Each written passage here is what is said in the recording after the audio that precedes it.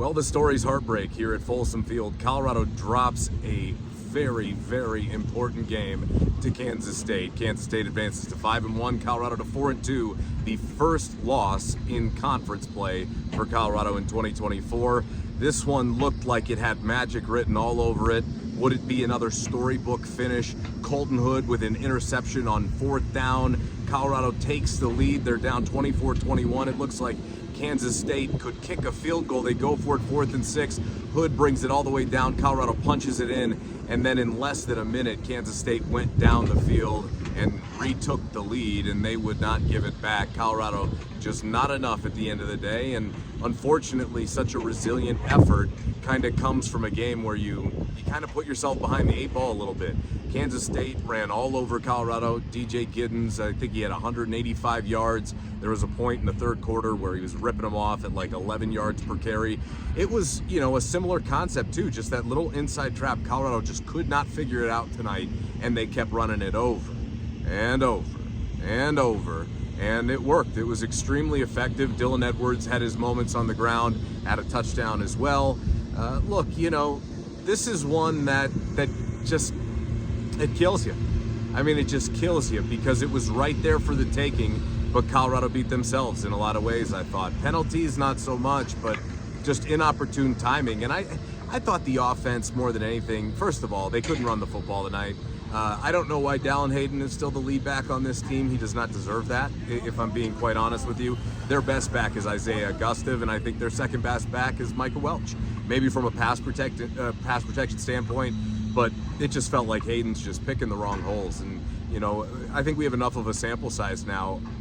I don't think he deserves the lion's share of the carries. I mean, I know he went to Ohio State, but outside of a politics perspective, I don't understand that one. Augustive got in the game late, had a touchdown, and it looked like he was their best back, most effective, just barely touched the ball. But Colorado got down, and it's hard to really commit to the ground game when you're down multiple scores. It's 21-7 at a halftime, and you're thinking, oh gosh, that is a really brutal spot to be in. But you have to credit this team for fighting tooth and nail after losing Travis Hunter, after losing Jimmy Horn in the first half. And then in the second half, Omarion Miller was fantastic, made a big play in the first half as well. And then he goes out, and that looks like a significant injury. He did not put any weight on his leg as he went to the sideline. That could be a massive blow. My thoughts are with Omarion, certainly. And, look, then they lost Terrell Timmons a little bit later. They lost 4 receivers out of their receiving core. And, I guess if there was any position that you could afford to lose guys at, that many, it would be receiver because it's their deepest position on the team. But you still didn't have Travis Hunter out there late when you needed plays to be made. And, Will Shepard stepped in, had a couple of big moments, had a big drop, and then atoned for it with a touchdown catch. Shedeur Sanders was 34 of 40 for 388 yards, a couple TDs, and just a terrible interception. The interception, it had to be a miscommunication. It just sailed on him. They're going in to score, and that was a big wind out of your sails moment. But it was Colorado's defense who bailed them out on that. I actually think that was his worst throw in 2 years of playing for CU now. And then their defense bails them out. They go 3 and out, and obviously, down at the end, it's Preston Hodge that gets beat, on the deep play to Jace Brown. Brown ends up having a really good game. And, if there was one way that you didn't think that Colorado was going to lose this game, it was going to be through the air. And, it was just that the wheel route to Giddens, who was all alone, and, touchdown saving tackle from, I think it was Silman Craig, and Shiloh was in the mix. And then, you give up the play right away, and they score in under a minute of game action, and you're just sitting there shell-shocked, hands on your knees moment. This is, one of those where afterwards the win feels so sweet and the loss just, it's like a gut punch. It's like a gut punch. And Deion Sanders spoke Coach Prime and Shedeur and Cam Silman Craig, and everybody did a good job and, said what they needed to. But you could see, right? I mean, this is an opportunity you never get back. And later in the season, if it comes down to tie breaks, you don't own it with Kansas State. That is a really tough pill to swallow because it was right there for the taking tonight. I don't think Kansas State, outside of just running the ball down their throat, was all that dominant necessarily tonight. I just thought Colorado, a special teams, busted coverage where they get the ball at like the 40. Colorado still doesn't have anybody that can kick the ball into the end zone on a consistent basis. It's a problem. They actually, what's interesting is they got on the board in the first half. It was like 4th and 7, I want to say, and they went for it.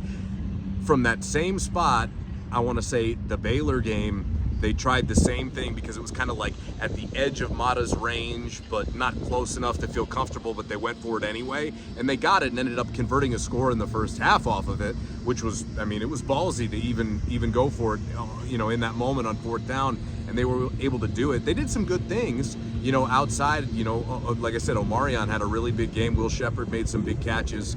I just think at the end of the day, way too many breakdowns. And then the other part of this is, defensively, this rush defense had been one of the better rush defenses in the country. They may have allowed KJ Jefferson and RJ Harvey at UCF like 78, 80 yards apiece. But, if that's all UCF does, that's a pretty good number. And tonight, it was just long drives.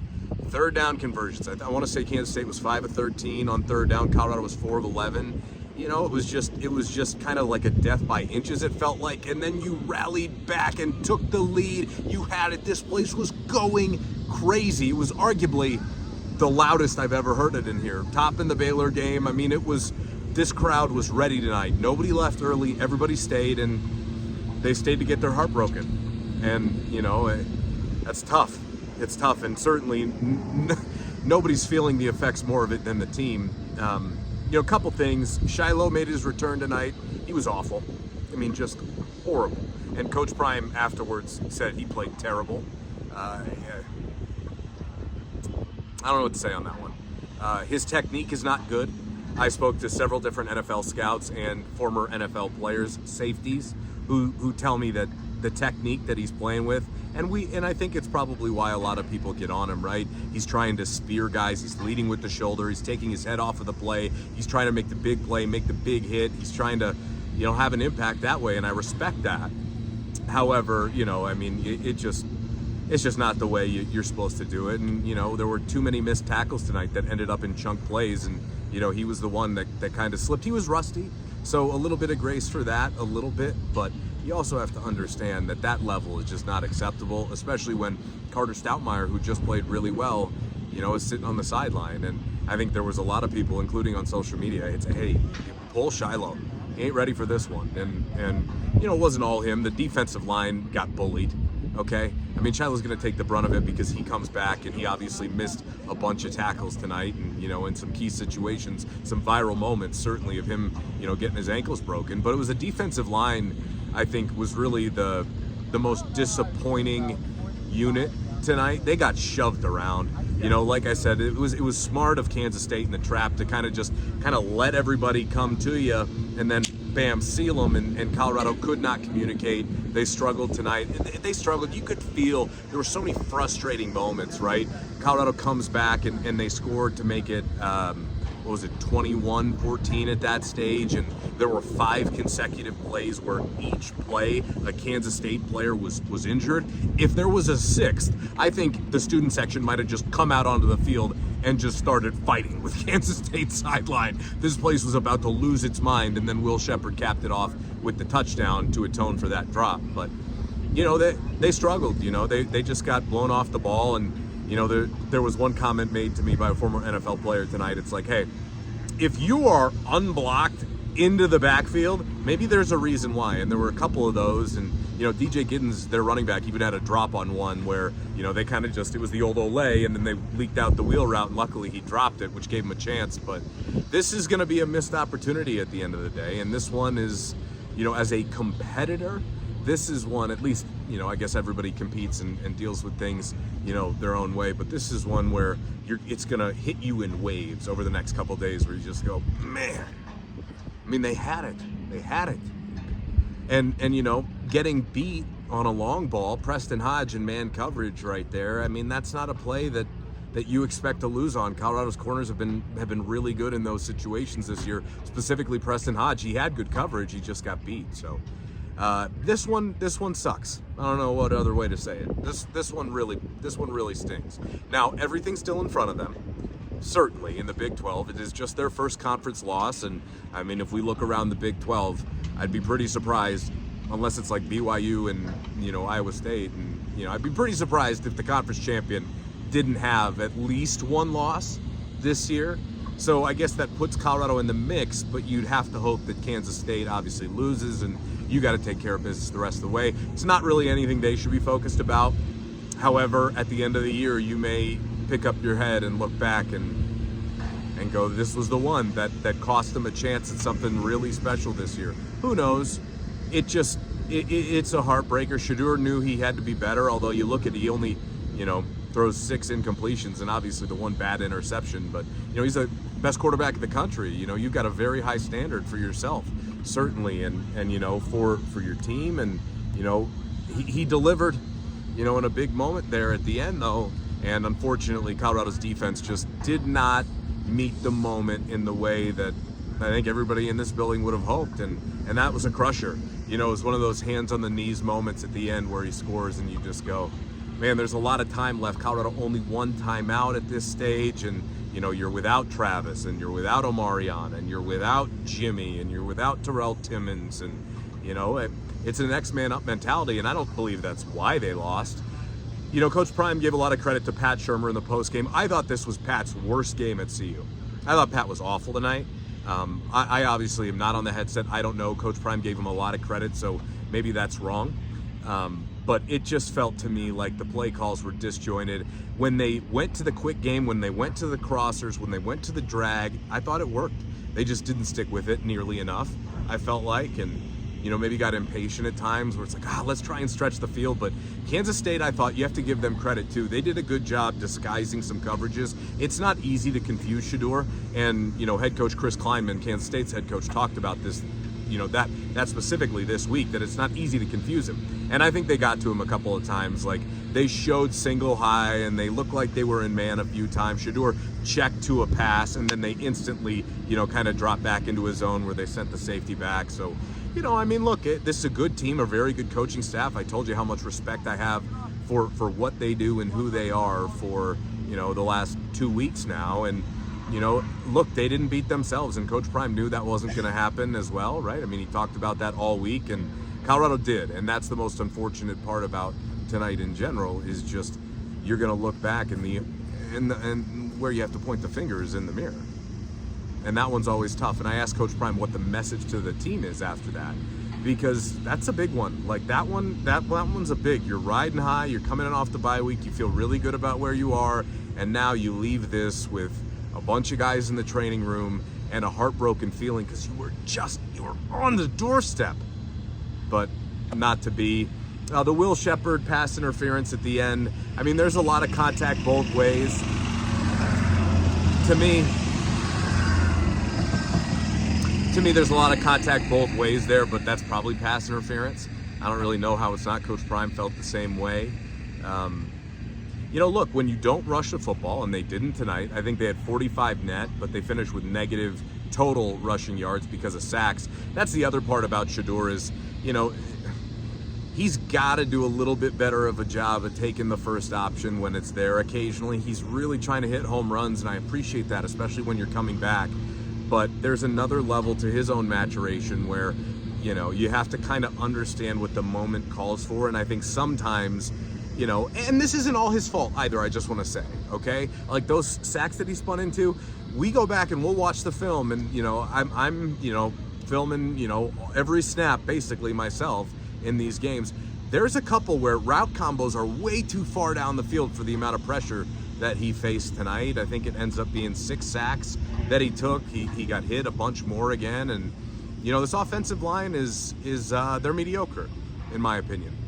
Maybe they end up getting better overall. They're better than they were last year, but this is just a unit that you're going to have to continue to scheme around and get more and more creative with all year. They did go into 12 personnel and punch the ball in. Sam Hart and Savell Smalls were on the field. You know, this is one where you're just right there, and if you win,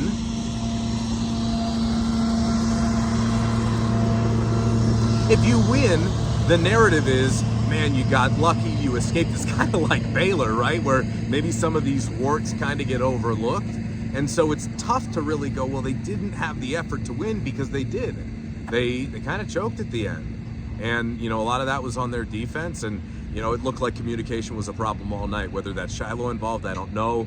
It didn't look like they had communication issues with Carter Stoutmeyer, so I don't want to put it all on him. But, again, it was just more they struggled deciphering what was coming and learning and adjusting. And I felt like those second half adjustments that we were used to, from Robert Livingston, it just kind of took until the fourth quarter for them to get there and to really click. And, again, Coach Prime said he heard the calls, calls are great. And, we wouldn't believe what actually happened in some of these scenarios. And look, I'm sure that's the truth. I'm sure that's also the case every single weekend. It felt like they were a little short from a game plan perspective tonight when they needed some other things to go to, especially defensively. But again, hey, look, if the call's right and you're just not executing, what can you do? The fact is, they lost this game at the point of attack. Kansas State won the battle of physicality. Point blank, period. Colorado has made some significant strides in that regard from last year. And you do have to be impressed with the resiliency. Because at one stage, at 24-14, I think the game's over. I definitely thought the game was over. And you have to credit them for being resilient enough to fight back in this thing and take the lead and, put themselves in prime position. Holy cow, the Colton Hood moment. This place exploded, partially because they went for it in fourth down, and obviously the turnover. I would have never thought in that moment that you could turn around and lose that game. And, that's why, you got to play till there's zeros on the board. And tonight, unfortunately, maybe a couple minutes too long, this game was for the Buffs. But now you're 4-2, and you pack things up to go to Arizona. Pretty sure Arizona lost to BYU today. Didn't look good in that one either, if memory serves. I didn't catch much of it, so I'll have to go back and watch. And, and it's just one of those where Kevin Durant was here, Carmelo Anthony was here, the Nuggets were here, Westbrook and DeAndre Jordan, and, it was, the who's who. Everybody came out and showed up. And, Coach Prime talked about how in the past about needing all three phases to meet the moment together at the same time coming out. It kind of felt like tonight that's where, it was the defense early just they couldn't stop the run enough to get Kansas State off of the field enough. And, opening up in the second half, Kansas State peels off a 6-minute drive. That's tough too. So you sit here and it feels like a huge missed opportunity. Because it was. And now you've got to pick up the pieces and move forward. And, something I remarked in a question I said to Coach Prime tonight is clearly you'd rather learn from a win than a loss, but that's the position that Colorado is in tonight. And the lesson in all of this, is that you've got to play till the end. And unfortunately, a couple of late breakdowns. And I think it's, again, Coach Prime talked about self-reflection, right? Because should they have won? They were right there. If they don't make as many mistakes as they did and sustain a couple of more drives, I think they do win this game. A lot of that was rushing the football. I'd get away from feeding Dallin Hayden like they have been. Just point blank, period. Isaiah Augusta deserves those carries. He just does. And if you eventually have to bail from it, well, I don't know. That's tough. That's tough because, again, this all could be a different conversation, really, if they win. And kind of talking about how, well, you got lucky here and here and here, and you got to learn from those, and you got to be fortunate. You're fortunate that you win, and Kansas State's going to be referred to now as the favorite to win the Big 12, and they deserve it. And Colorado is, from the people who don't want to see this work and don't want to see this succeed, they're going to tell you, look, I told you so. They're nothing without Travis, et cetera, et cetera. But it's not the case. Just a couple of big breakdowns at really inopportune moments, and that's football, right? A couple of breaks here or there. And I said to one of my media cohorts up in the press box before the game, it really just feels like a coin flip game to me. It does. And tonight, flip a coin. It's kind of what it felt like. Unfortunately, Colorado could not get it done, and now they pick up the pieces this week. And the key here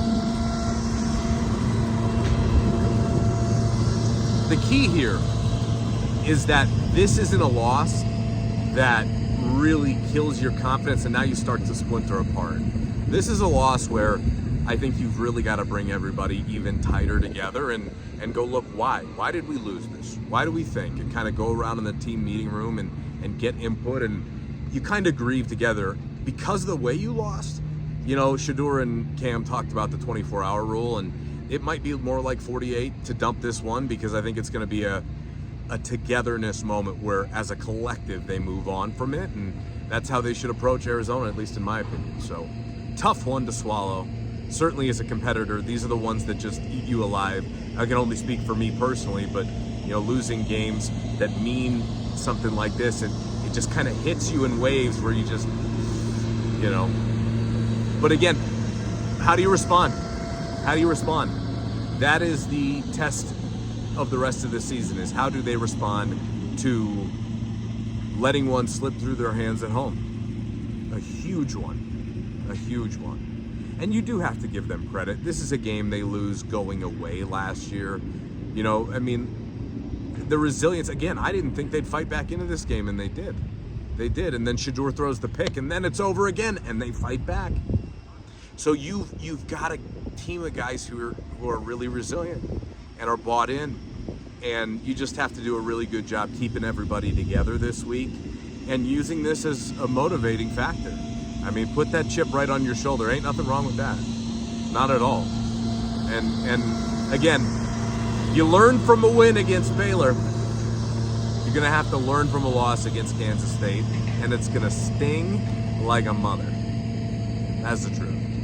Everybody, thanks for watching the channel. I appreciate it. Make sure you like and subscribe to videos. Let me know what you think in the comments. We'll be back with plenty of reaction this week. Coach Prime's presser on Tuesday, talk to players, and then we are off to the desert to go see Noah Fafita and Teteroa McMillan. And obviously, we are completely unaware of the injuries and the statuses to Travis Hunter, to Omarion Miller, to Jimmy Horn, to Terrell Timmons, and you know, we'll kind of look over the wreckage and figure out if there's anybody else dinged up and where they move from here. And you know, I think overall, it's I think it says a lot about where they have come to, that they're able to that you lose this game and feel this way. It's a testament to how much better they are, because last year's team would have never happened. It's a different group. This group is extremely resilient, and while it's gonna, again, sting, you know, it's gonna sting like putting peroxide in an open wound, but you've got to pick up the pieces and you've got to keep building, because I think that there are signs there and there's a lot of progress there, but the price of poker goes up. You're going to face better teams. Now, this might be the best one you face all year, but make no mistake that you've got a lot of teams that are very talented on the schedule left, and starts next week with a very, very tough matchup offensively with Teteroa McMillan. And if Travis Hunter's unavailable, that is a entirely different sort of a challenge than we thought it could have been a few weeks ago. Anyway, I'm going home. It's late. I got tons more work to do. I appreciate everybody watching. Like and subscribe. Until next time, make sure you tune into the channel. We got Coach Prime's presser. We got Shedeur and Cam up there. Got everything up there for you, and we'll talk to you soon.